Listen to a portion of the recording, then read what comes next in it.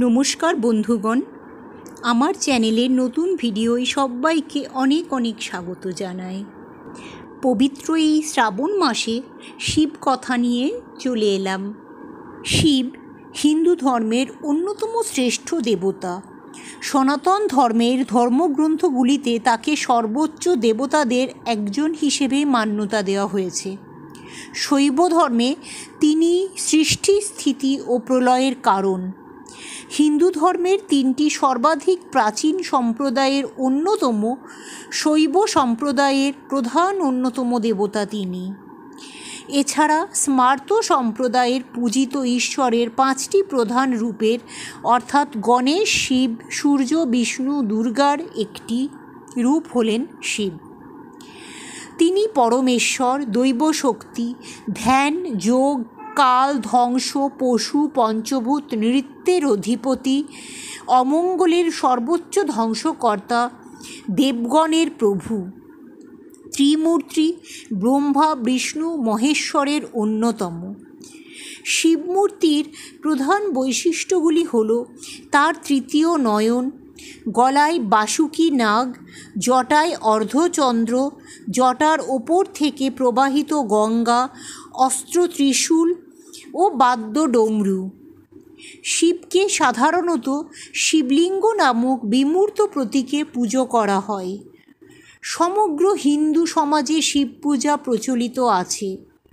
সনাতন ধর্মীয় শাস্ত্রসমূহে শিব পূজাকে সর্বশ্রেষ্ঠ ও সর্বাধিক ফলপ্রদ বলে বর্ণনা করা হয়।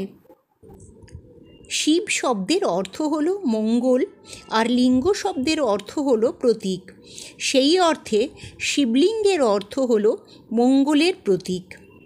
শিবলিঙ্গের ওপরে তিনটি সাদা তিলক থাকে, যার তিনটি অংশ তিন দেবকে নির্দেশ করে।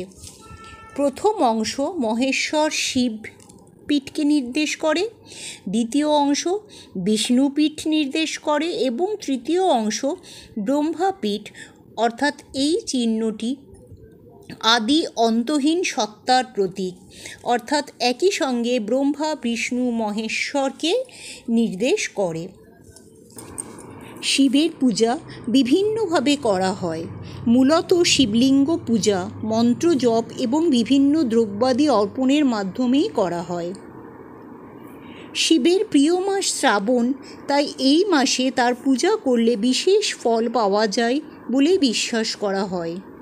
এছাড়াও বছরের বিভিন্ন সময় বা সারা বৎসরই এই দেবতার পূজা করা হয়ে থাকে। বিশেষত সপ্তাহের মধ্যে সোমবার দিনটি শিবের উদ্দেশ্যে উৎসর্গীকৃত। ভগবান মহেশ্বর শিবের পূজায় মন্ত্রজপ ও স্তোত্রপাঠ করে তার আশীর্বাদ চাওয়া হয়। মন্ত্রগুলি এইরূপ: শিব পঞ্চাক্ষর মন্ত্র, ওং নমঃ শিবায়। শিব ধ্যান মন্ত্র, ওং ধাইন্নিত্যং মহেশং রজতগিরিনিভং চারুচন্দ্রাবতংসং রত্নকল্পোজ্জ্বলং পরশুমৃগ বরাভীতিহস্তং প্রসন্নম পদ্মাসীনং সমন্তাৎস্তত মম রগৈন ব্যাঘ্রকীর্তিং বাসানং বিশ্বেদ্যং বিশ্ববীজং নিখিলভয়হরং পঞ্চবক্ত্রং ত্রিনেত্রম। শিব স্নান মন্ত্র, ওং ত্র্যম্বকম যজামহে সুগন্ধিম পুষ্টিবর্ধনম উর্বারুকমিব বন্ধনান্মৃত্যুর্মুখ্যো মাহমৃতাৎ। ওং তৎপুরুষায় বিদ্মহে মহাদেবায় ধীমহি তন্নো রুদ্র প্রচোদয়াৎ। ওম। শিব পুষ্পাঞ্জলি মন্ত্র, ওম নমঃ শিবায় এষো সচন্দন পুষ্প বিল্বপত্রাঞ্জলি নমঃ শিবায় নমঃ। মহামৃত্যুঞ্জয় মন্ত্র, ওং ত্র্যম্বকম যজামহে সুগন্ধিম পুষ্টিবর্ধনম উর্বারুকমিব বন্ধনান্মৃত্যুর্মুখ্যো মাহমৃতাৎ। বীজ মন্ত্র, ওং হ্রৌং ওং জুং স। শিব রুদ্র মন্ত্র। ওম নমো ভগবতে রুদ্রায় নমঃ। শিব গায়ত্রী মন্ত্র। ওম তৎপুরুষায় বিদ্মহে মহাদেবায় ধীমহি তন্নো রুদ্রায় প্রচোদয়াৎ। শিব প্রণাম মন্ত্র। ওম নমস্তৎভ্যাং বিরূপাক্ষ নমস্তে দিব্যচক্ষুষে নমো পিনাকহস্তায় বজ্রহস্তায় বৈ নমঃ। নমো ত্রিশূলহস্তায় দণ্ড পাশাশিপাণয়ে নমো স্তৈলোক্যনাথায় ভূতানাং পতয়ে নমঃ। নমো শিবায় শান্তায় কারণত্রয় হেতবে নিবেদয়ামি চাত্মানাং তং গতিং পরমেশ্বর। পুংসাম পূর্ণকামানাং কামনানারামীশ্বরম। বিশেষ বিশেষ সময়ে অর্থাৎ বিশেষ কিছু শিব পূজায়, যেমন পবিত্র শ্রাবণ মাসে বা শিবরাত্রির সময় শিবলিঙ্গে বিভিন্ন প্রকার দ্রব্যাদি অর্পণ করা হয়ে থাকে। প্রতিটি দ্রব্য অর্পণের ভিন্ন ফললাভ হয়, অর্থাৎ এক একটি দ্রব্যের জন্য এক এক রকম ফললাভ হয় বলেই পুরাণে বর্ণনা করা আছে। এবার জেনে নেব শ্রাবণ মাসে শিবলিঙ্গে কী কী অর্পণ করতে হয়, তাতে কী বা ফল হয়।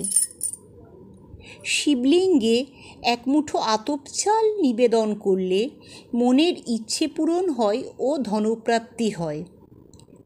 শিবলিঙ্গে সাদা তিল অর্পণ করলে নজর দোষ কাটে ও পাপ মুক্তি ঘটে। শিবলিঙ্গে মুগের ডাল অর্পণ করলে কর্মক্ষেত্রের বাধা বিপত্তি দূর হয় ও উন্নতির পথ সুগম হয়। শিবলিঙ্গে এক মুঠো জব অর্পণ করলে পরিবারে অসুখ বিসুখ কম হয় তথা রোগভোগের পরিমাণ কমে, এমনটাই শিবপুরাণে উল্লিখিত আছে। শিবলিঙ্গে গম অর্পণ করলে সন্তান লাভ হয় ও সন্তানের উন্নতি হয়।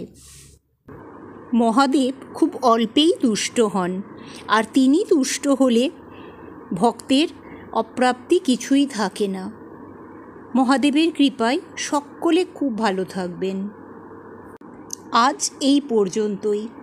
ভিডিওটি ভালো লাগলে অবশ্যই একটা লাইক করবেন, আর নতুন বন্ধুদের কাছে অনুরোধ জানাই চ্যানেলটি সাবস্ক্রাইব করে সঙ্গে থাকা বেল আইকনটি প্রেস করবেন ও সঙ্গে থাকবেন। ধন্যবাদ।